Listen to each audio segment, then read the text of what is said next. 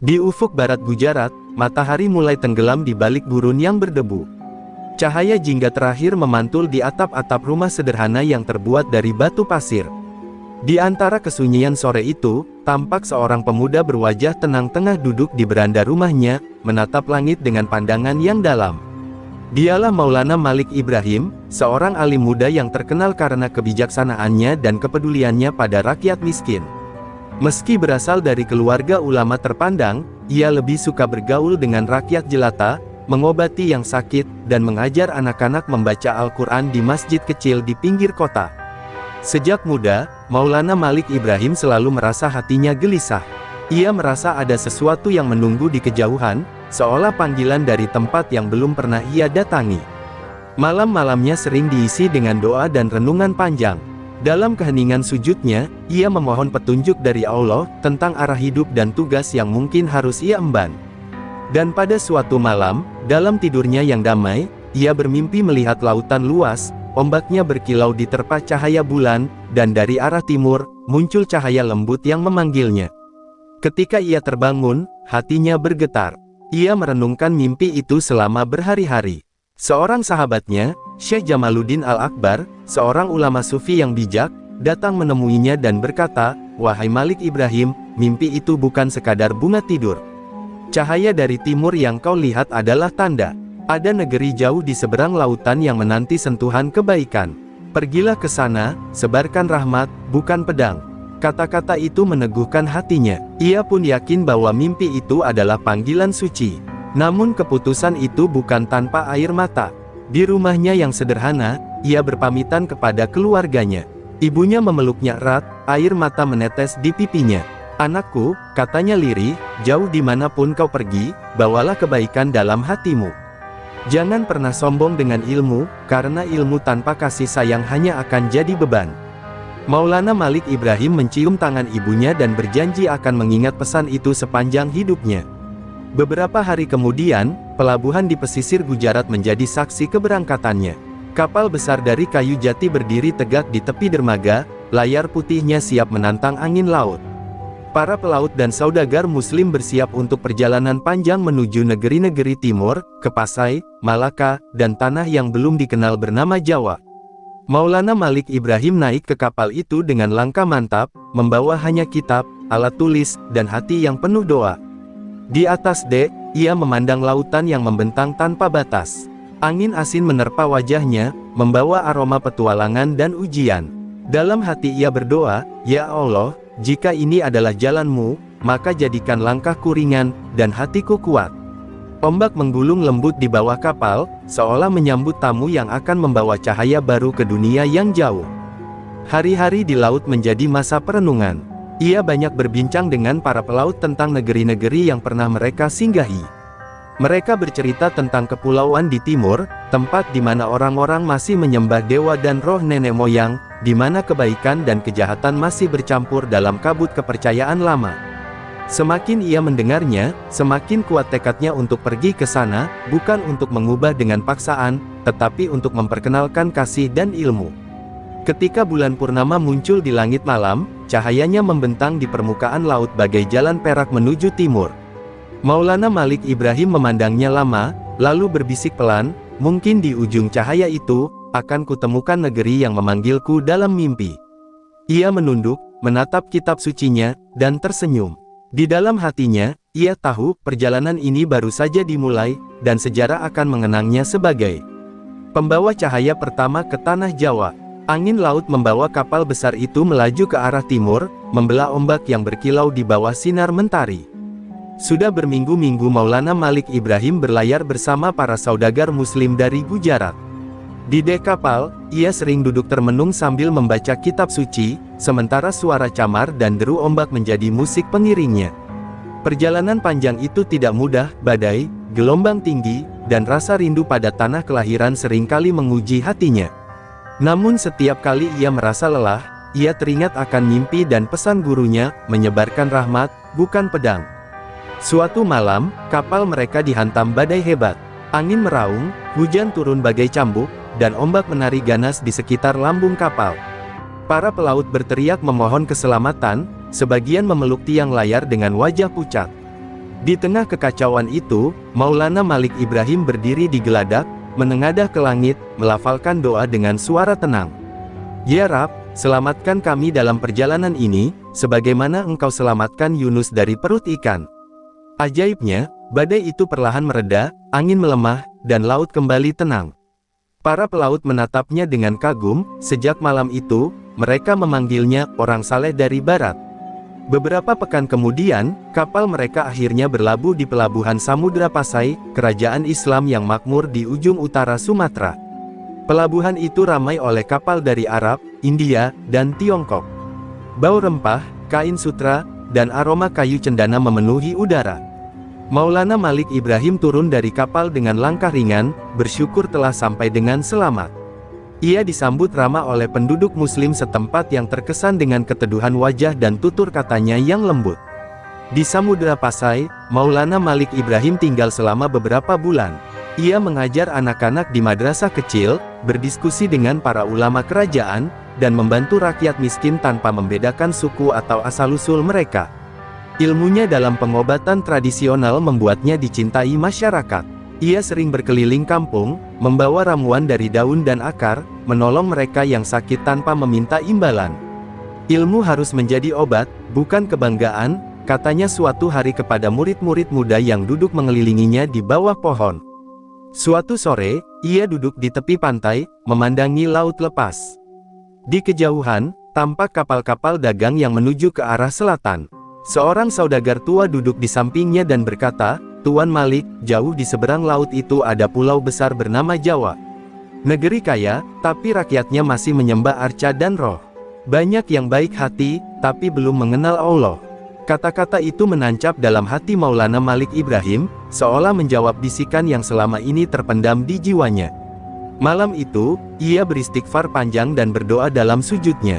"Ya Allah, jika benar Engkau memanggilku ke negeri itu, kuatkan langkahku, mudahkan perjalananku." Dalam tidurnya, ia kembali bermimpi.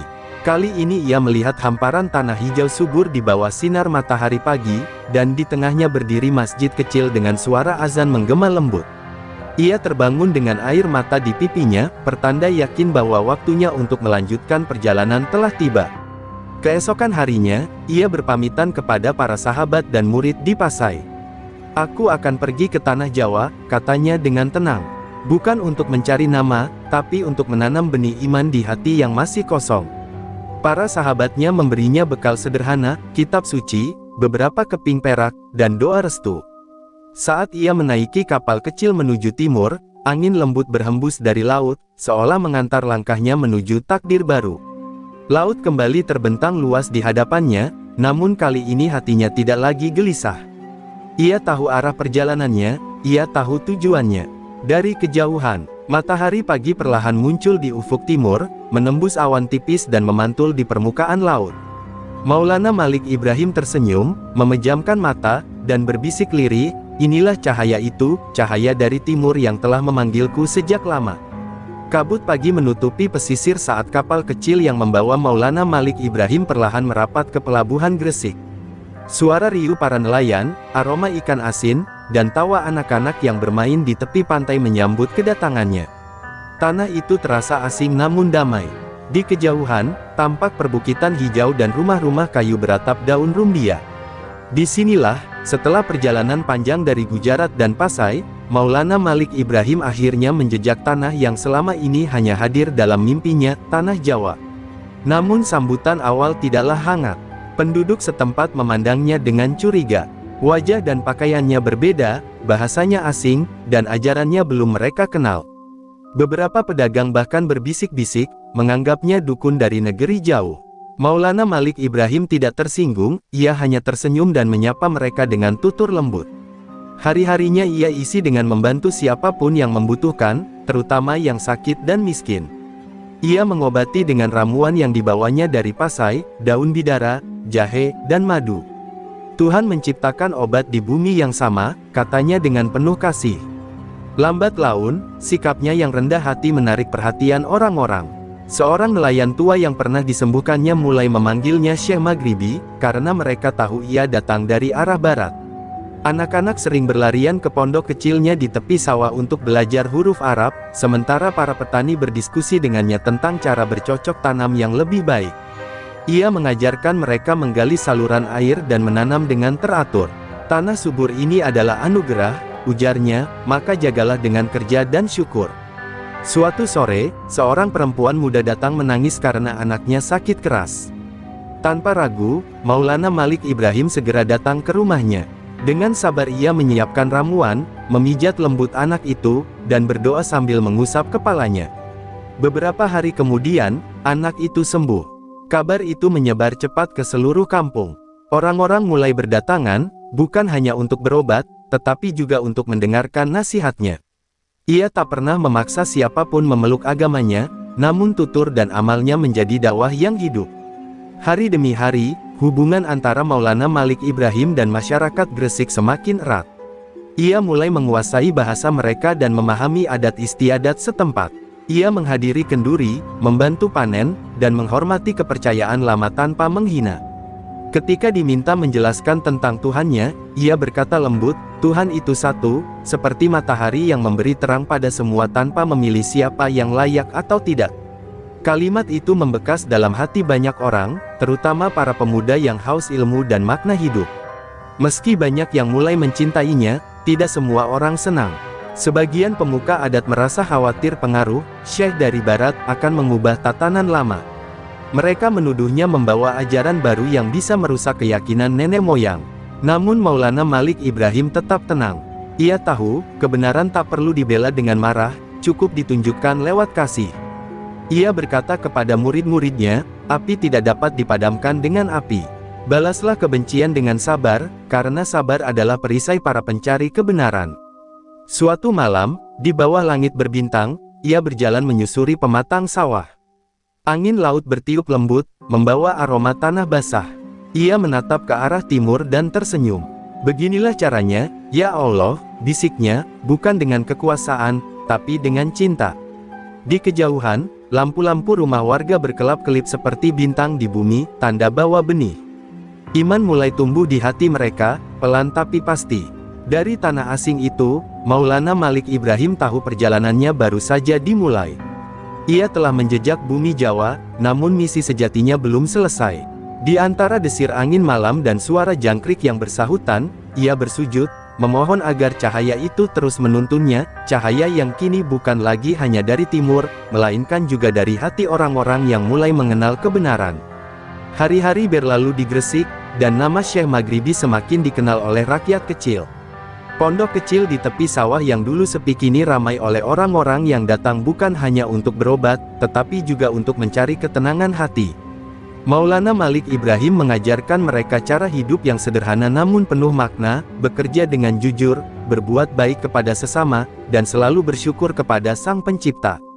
Ia tidak menuntut siapapun untuk berubah seketika, ia menanam kebaikan sedikit demi sedikit, seperti petani yang sabar menunggu tanamannya tumbuh. Namun, di balik perubahan itu, awan gelap mulai berkumpul. Pajak kerajaan Majapahit semakin memberatkan rakyat. Para pejabat desa sering memungut upeti dengan sewenang-wenang. Di banyak tempat, rakyat hidup dalam ketakutan dan kemiskinan. Maulana Malik Ibrahim melihat penderitaan itu dengan hati pedih. Ia tahu, dakwah tidak hanya dengan kata, tapi juga dengan tindakan. Maka ia mulai menolong para petani yang kekurangan benih, membagikan makanan bagi yang kelaparan, dan mengajarkan cara bertani agar hasil lebih baik. Ia ingin menunjukkan bahwa iman sejati adalah kepedulian terhadap sesama. Suatu siang, seorang pejabat kerajaan datang ke Gresik untuk menagih pajak. Ketika melihat rakyat tidak mampu membayar, pejabat itu memarahi mereka dan hendak menyita hasil panen. Maulana Malik Ibrahim menghampiri dengan tenang, lalu berkata, "Wahai Tuan, jika engkau ingin mengambil, ambillah dariku. Mereka sudah kehilangan banyak." Pejabat itu terdiam, tak biasa melihat seseorang berbicara dengan penuh hormat namun berani. Tatapan matanya melembut, lalu ia pergi tanpa menyita apapun. Sejak hari itu, banyak rakyat menyadari bahwa Syekh Maghribi bukan sekadar orang berilmu, tapi juga pembela keadilan. Sore itu, di bawah langit yang memerah, beberapa warga berkumpul di podoknya. Mereka bertanya, "Tuan Syekh, mengapa engkau menolong kami tanpa mengharap balasan?" Ia tersenyum, menatap wajah-wajah lelah di hadapannya, lalu berkata, karena kasih itu bukan milik seseorang, tapi milik Tuhan. Bila kita berbagi kasih, berarti kita sedang memantulkan cahayanya. Kata-kata itu menggetarkan hati mereka. Beberapa dari mereka mulai tertarik mendalami ajaran Islam yang ia bawa, bukan karena takut, tapi karena merasakan kedamaian di dalamnya. Malam hari, pondoknya diterangi lampu minyak. Suara anak-anak belajar huruf hijaiyah terdengar lembut di antara desir angin. Maulana Malik Ibrahim berjalan di antara mereka dengan wajah teduh, sesekali mengelus kepala anak yang salah membaca. Ilmu itu seperti cahaya, katanya, jika kau menjaganya dengan hati yang bersih, ia akan membimbingmu bahkan di tengah kegelapan. Para muridnya menyimak dengan penuh takzim, seolah mendengarkan ayah yang menasihati dengan cinta. Namun, tidak semua mata memandang dengan kagum. Sebagian pendeta dan pemuka adat mulai gelisah. Mereka takut pengaruh Syekh Maghribi akan menggoyahkan kepercayaan lama. Desas-desus pun menyebar bahwa ia adalah penyihir yang menyembunyikan kekuatan gaib di balik kitab sucinya. Beberapa orang mulai menjauh, terpengaruh oleh fitnah. Tapi Maulana Malik Ibrahim tetap tersenyum, tidak membalas dengan amarah. Biarlah fitnah berlalu seperti angin, ujarnya kepada murid-muridnya, karena kebenaran tidak perlu berteriak, cukup bersinar. Di tengah ujian itu, justru semakin banyak orang yang datang dengan hati tulus. Para pedagang, nelayan, bahkan pemuda-pemuda bangsawan mulai berdiskusi dengannya tentang nilai hidup dan arti keikhlasan. Ia mengajarkan bahwa Islam bukan sekadar ibadah, tapi juga keseimbangan antara jiwa dan amal. Kegelapan hati hanya dapat diterangi dengan kasih, ucapnya pada suatu malam, dan setiap manusia punya cahaya itu di dalam dirinya. Kini, Gresik yang dulu hanya desa pesisir berubah menjadi tempat yang hidup dengan semangat baru. Orang-orang saling menolong, bekerja bersama, dan belajar tanpa memandang asal-usul. Cahaya yang dibawa Maulana Malik Ibrahim perlahan menyinari hati mereka, menggantikan ketakutan dengan harapan. Di tengah keheningan malam, ia memandang bintang-bintang di langit, berbisik lirih, "Ya Allah, bila ini baru permulaan, maka kuatkanlah aku untuk menerangi kegelapan yang lebih besar." Dan di bawah langit Jawa yang luas, cahaya itu terus tumbuh, tenang, lembut, dan abadi. Cahaya yang dibawa Maulana Malik Ibrahim kini mulai menjalar ke penjuru Gresik. Pondoknya menjadi tempat berkumpul para petani, nelayan, dan pedagang yang ingin menimba ilmu dan belajar hidup lebih baik. Namun, di balik perubahan itu, rasa khawatir mulai tumbuh di kalangan bangsawan dan pemuka adat. Mereka melihat rakyat semakin menghormati Syekh Maghribi, bahkan lebih daripada pejabat kerajaan. Bagi mereka, hal ini adalah ancaman terhadap tatanan lama yang telah berdiri berabad-abad. Jika dibiarkan, kata salah seorang pendeta tua, ajaran orang asing itu akan membuat rakyat melupakan dewa-dewa leluhur. Suatu hari, Maulana Malik Ibrahim diundang ke balai pertemuan oleh Arya Kertawijaya, pejabat kerajaan yang ditugaskan mengawasi wilayah pesisir. Pertemuan itu berlangsung di bawah atap bambu besar yang dihiasi ukiran khas Majapahit. Dengan tenang, Maulana Malik Ibrahim datang, membawa senyum yang lembut. Arya Kertawijaya memandangnya tajam dan berkata, "Syekh dari Barat, kudengar engkau mengajarkan agama baru yang membuat rakyat melupakan kepercayaan nenek moyang. Apa maksudmu datang ke tanah ini?" Suasana menegang, namun Syekh menjawab dengan suara teduh, "Aku tidak datang untuk merusak, Tuanku, melainkan untuk menanam kebaikan. Tuhan tidak memaksa siapapun untuk percaya. Aku hanya ingin mengajak manusia mengenal kasih dan kebenaran." Jawaban itu membuat sang pejabat terdiam. Kata-kata lembut itu menusuk tanpa terasa. Namun di sisi lain, para pendeta dan pengikut kepercayaan lama tidak menerima begitu saja. Mereka menuduh Syekh Maghribi sebagai penebar pengaruh asing yang hendak menggantikan ajaran nenek moyang. Beberapa dari mereka bahkan datang ke pondoknya dengan amarah, menantangnya untuk berdebat di depan umum. Maulana Malik Ibrahim tidak menolak. Ia datang ke balai desa dengan wajah tenang, sementara ratusan orang berkumpul ingin menyaksikan. Dalam perdebatan itu, para pendeta bertanya keras, "Jika Tuhanmu hanya satu, mengapa dunia penuh dengan penderitaan? Bukankah para dewa kami yang menjaga keseimbangan antara baik dan buruk?" Maulana Malik Ibrahim menjawab dengan sabar, "Keseimbangan itu tetap perlu, tetapi bukan karena banyaknya dewa, melainkan karena kebijaksanaan Tuhan yang esa. Ia menciptakan baik dan buruk agar manusia belajar memilih jalan yang benar. Ucapannya membuat banyak orang terdiam, tidak karena takut, melainkan karena menemukan makna baru yang belum pernah mereka dengar sebelumnya. Usai perdebatan itu, banyak rakyat mulai memahami bahwa ajaran Syekh Maghribi bukan ancaman, melainkan pencerahan. Namun bagi sebagian pemuka adat, hal itu justru memperkuat rasa iri dan takut. Fitnah mulai menyebar, katanya, Syekh memiliki kekuatan gaib untuk mempengaruhi pikiran orang. Ada yang mengatakan ia bisa memanggil hujan dengan doa, ada pula yang menuduhnya menggunakan sihir dari negeri jauh. Tapi Maulana Malik Ibrahim hanya tersenyum. Biarlah mereka berkata apapun, ujarnya kepada murid-muridnya, selama niat kita lurus, Allah akan melindungi. Malam hari, ia sering duduk di tepi pantai, menatap laut yang berkilau di bawah cahaya bulan. Dua dunia kini saling bersentuhan, katanya lirih pada dirinya sendiri, dunia lama yang bertahan pada keyakinannya, dan dunia baru yang mencari cahaya. Ia sadar, benturan ini bukanlah permusuhan, melainkan bagian dari perjalanan menuju kebenaran. Ia tidak ingin menghancurkan tradisi, melainkan menyinari agar manusia mengenal makna yang lebih tinggi di baliknya. Beberapa muridnya merasa khawatir melihat fitnah yang semakin meluas. Mereka mendesak agar Syekh Maghribi menghindari keramaian untuk sementara. Namun ia menolak, jika aku mundur karena takut, siapa yang akan menunjukkan kedamaian? Katanya, justru di tengah kebencianlah kita harus membawa cinta. Itulah ujian seorang pembawa cahaya. Kalimat itu menjadi pengingat bagi para pengikutnya untuk tetap sabar dan lembut dalam berdakwah. Waktu berlalu, dan perlahan badai pun mereda. Beberapa pemuka adat yang dulu menentangnya mulai luluh, melihat bagaimana Syekh Maghribi tidak pernah membalas dengan kebencian. Bahkan Arya Kertawijaya yang dulu menuduhnya datang membawa bahaya, kini sering datang diam-diam untuk mendengar nasihatnya. Engkau mengubah hati tanpa memaksa, katanya suatu hari, itu kekuatan yang lebih besar dari pedang manapun. Maulana Malik Ibrahim tersenyum, menatap mentari yang terbit di ufuk timur, lalu berucap pelan, karena cahaya tidak pernah memaksa, ia hanya menerangi. Setelah badai fitnah mereda, suasana di Gresik mulai berubah menjadi lebih damai. Rakyat kecil yang dulu takut kini datang tanpa ragu ke pondok Syekh Maghribi. Mereka bukan hanya mencari pengobatan, tapi juga bimbingan rohani. Dari bibir ke bibir, nama Maulana Malik Ibrahim mulai dikenal sebagai seorang guru yang bijak dan penyabar. Ia tidak mengajarkan ajaran yang rumit, ia berbicara dengan bahasa rakyat, menggunakan perumpamaan sederhana tentang air, tanah, dan cahaya. Iman itu seperti benih, katanya suatu sore, jika ditanam dengan kasih dan disiram dengan sabar, kelak akan tumbuh menjadi pohon yang meneduhkan banyak orang.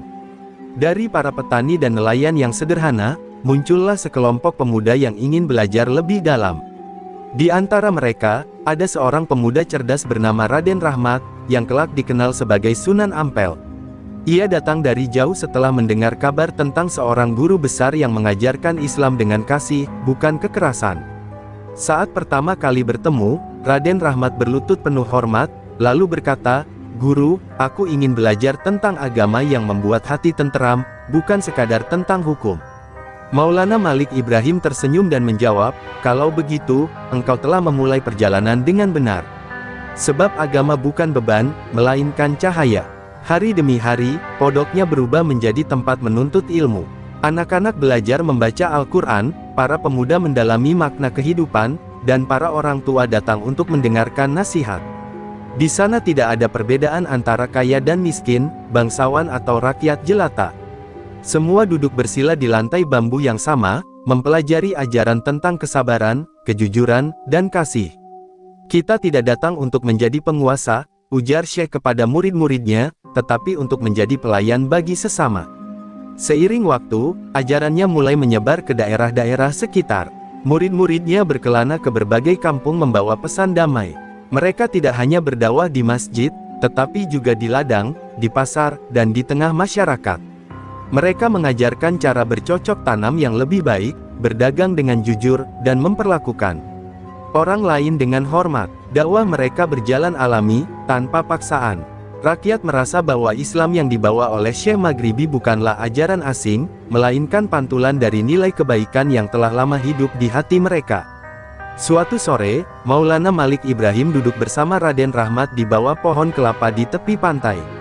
Ombak berkejaran di kejauhan, sementara burung camar berputar di langit jingga. "Guru," tanya Raden Rahmat, "bagaimana engkau bisa tetap sabar meski banyak yang menentangmu?" Syekh tersenyum, memandangi laut luas di depannya. Laut tampak tenang, tapi di dasarnya ada arus yang kuat, katanya. Begitu pula iman, ia tidak perlu ribut untuk menunjukkan kekuatannya. Yang penting, terus mengalir dan memberi kehidupan. Semakin hari, masyarakat Gresik semakin tenteram. Pertengkaran berkurang, perdagangan berjalan jujur, dan gotong royong kembali tumbuh. Anak-anak kecil menyebut nama Syekh Maghribi dengan penuh hormat, dan para ibu mendoakannya setiap kali memasak untuk keluarganya.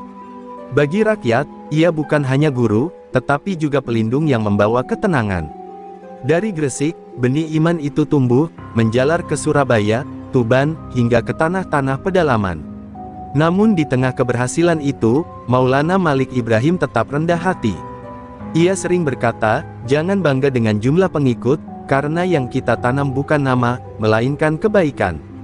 Ia tahu bahwa perjuangan belum selesai, sebab akar iman harus tumbuh dalam kesabaran yang panjang. Ia mengingatkan murid-muridnya agar tidak terbuai oleh pujian dan tetap menjunjung kasih dalam setiap langkah.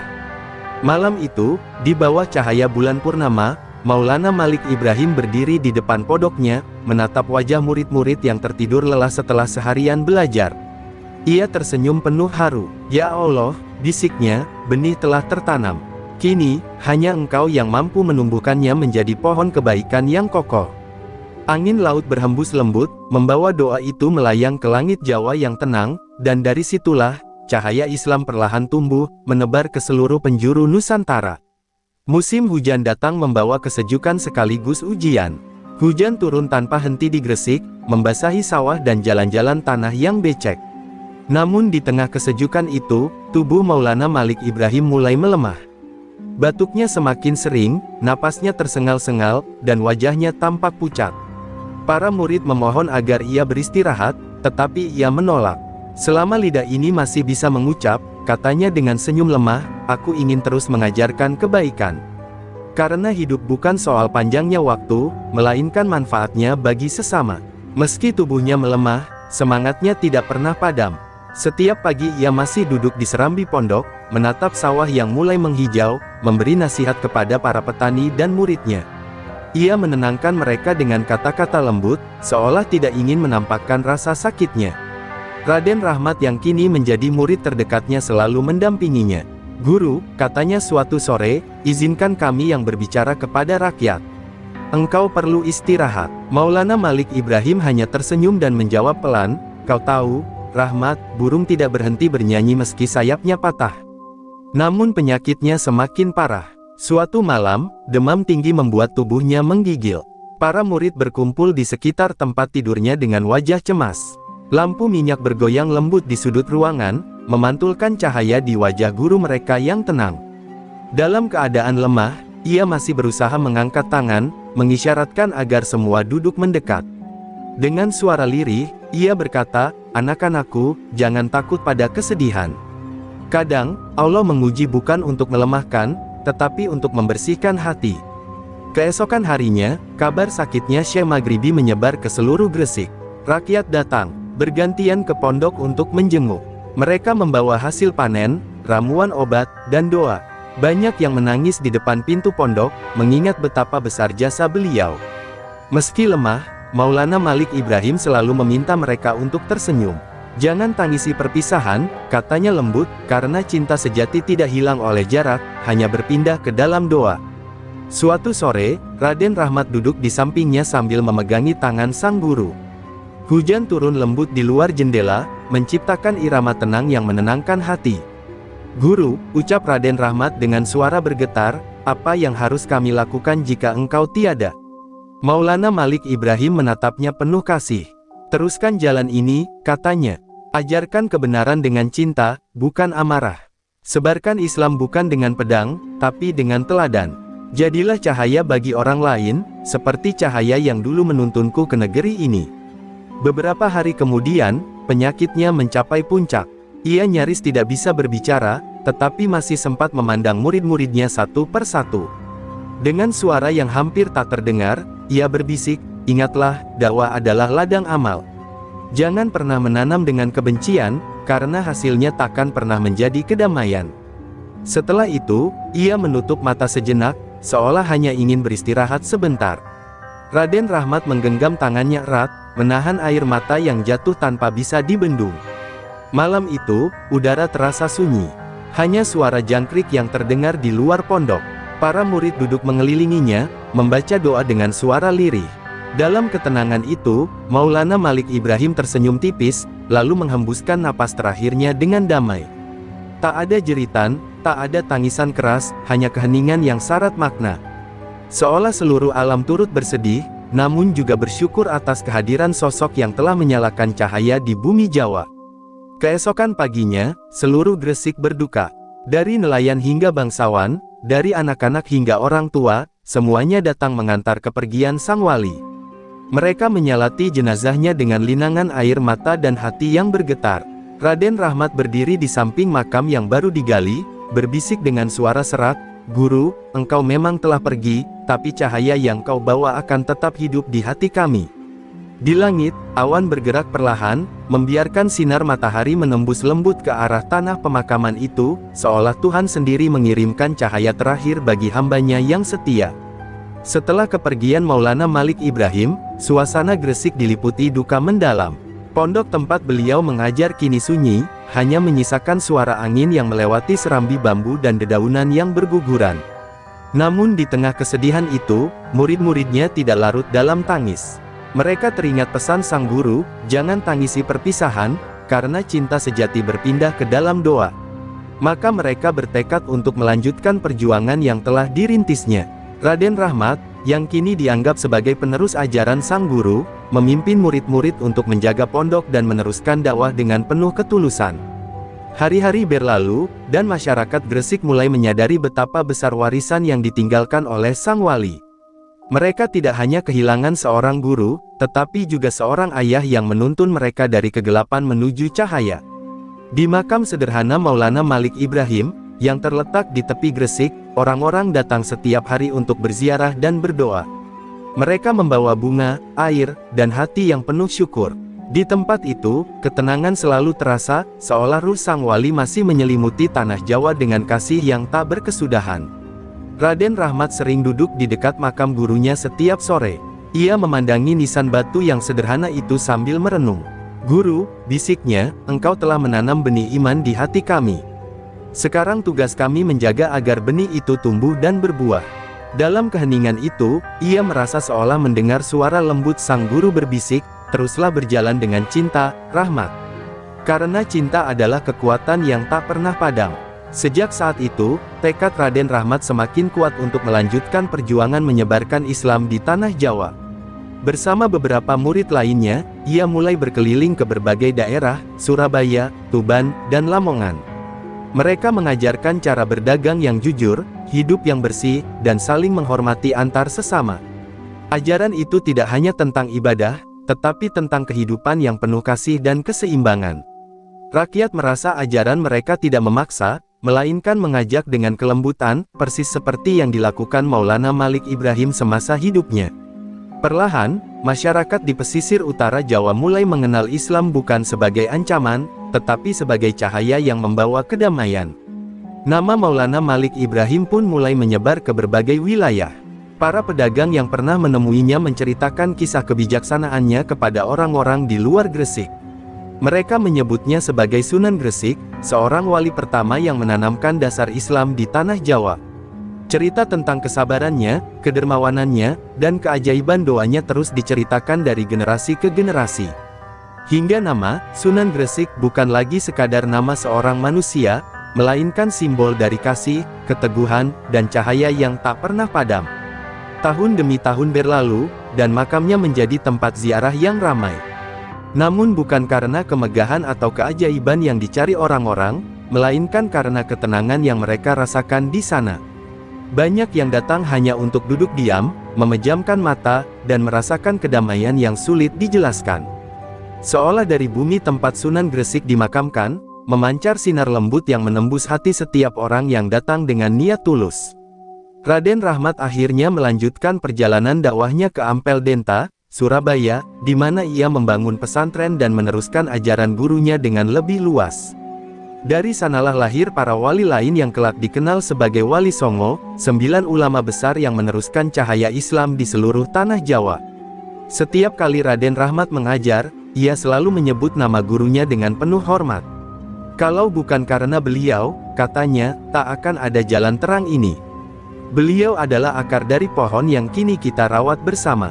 Dan begitulah, meski tubuhnya telah menyatu dengan tanah, ajaran Sunan Gresik tetap hidup dalam hati umat. Dari seorang ulama asing yang datang jauh dari tanah Maghribi, ia berubah menjadi bagian dari jiwa Nusantara. Cahaya yang ia nyalakan di Gresik ini menjalar ke seluruh penjuru Jawa, menembus zaman dan generasi. Di setiap langkah dakwah para wali, di setiap hati yang beriman dengan kasih, disitulah sinar Sunan Gresik terus berpijar, abadi, lembut, dan penuh cinta.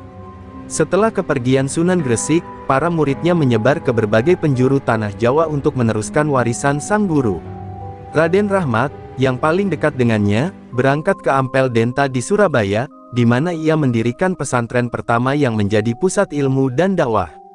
Di sana, ia mengajarkan nilai-nilai yang diwariskan gurunya, kesabaran, kasih sayang, dan ketulusan dalam berdakwah.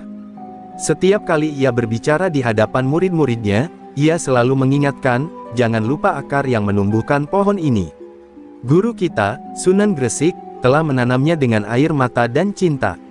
Selain Raden Rahmat, beberapa murid lain juga mulai dikenal karena ketekunan dan kebijaksanaan mereka. Ada yang berdakwah di daerah Tuban, ada pula yang ke Giri, Lamongan, dan Blambangan. Mereka membawa cara berdakwah yang sama, tidak memaksa, tetapi mengajak dengan lembut. Pendekatan yang diwariskan Sunan Gresik membuat Islam diterima oleh rakyat tanpa rasa takut. Mereka melihat bahwa agama baru ini tidak merusak budaya, melainkan memurnikannya.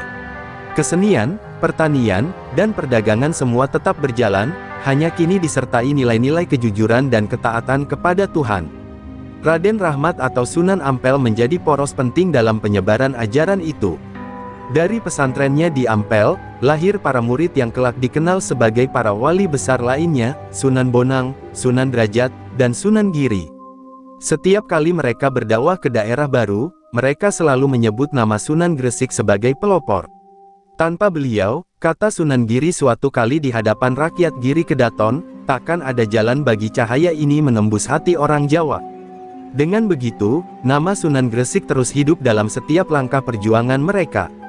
Di tengah penyebaran dakwah yang makin luas, pesan moral dari Sunan Gresik tetap menjadi dasar. Ia selalu menekankan pentingnya ilmu dan amal, bukan kekuasaan dan kemegahan. Para muridnya menerjemahkan pesan itu dengan cara mereka sendiri. Mereka membangun sekolah, membuka lahan pertanian, dan membantu rakyat miskin. Dakwah menjadi bagian dari kehidupan sehari-hari, bukan sekadar ceramah.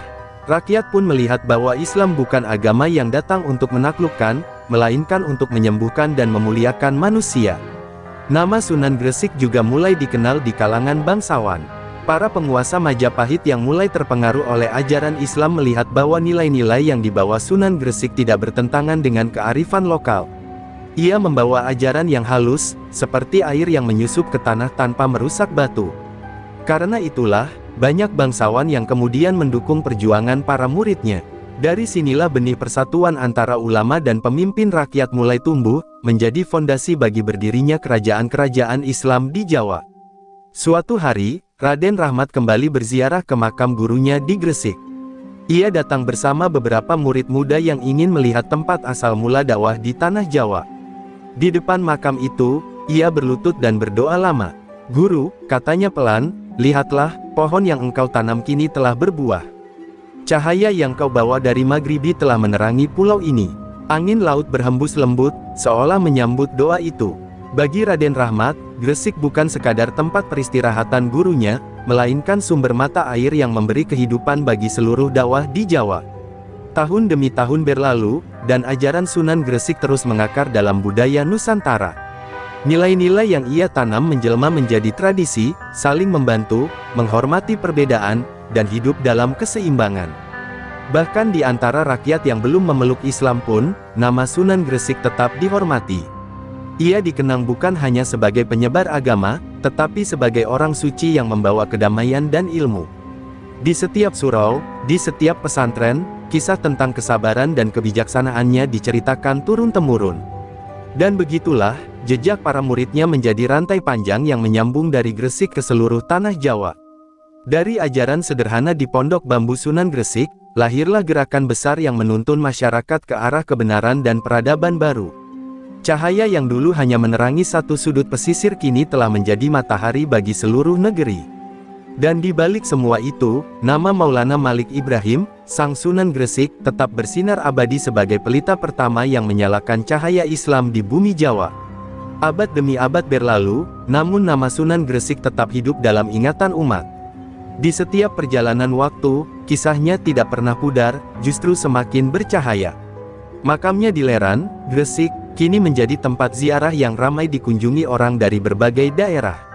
Mereka datang bukan sekadar untuk memohon berkah, tetapi untuk mengenang ajaran seorang wali yang telah menanam akar kebaikan di tanah Jawa. Di setiap hembusan angin laut, seolah masih terdengar bisikan lembut Sang Sunan, sebarkan kebaikan tanpa pamrih, dan biarkan Tuhan yang menumbuhkan hasilnya. Raden Rahmat dan para penerusnya terus mengajarkan nilai-nilai yang diwariskan Sunan Gresik. Mereka membangun pesantren, mendirikan pusat dakwah, dan menjaga harmoni antara budaya lokal dan ajaran Islam. Dari ajaran sederhana tentang kesabaran dan kasih sayang, lahirlah peradaban yang besar. Di setiap daerah, orang mengenang Sunan Gresik sebagai permata pertama yang menyinari jalan para wali lainnya.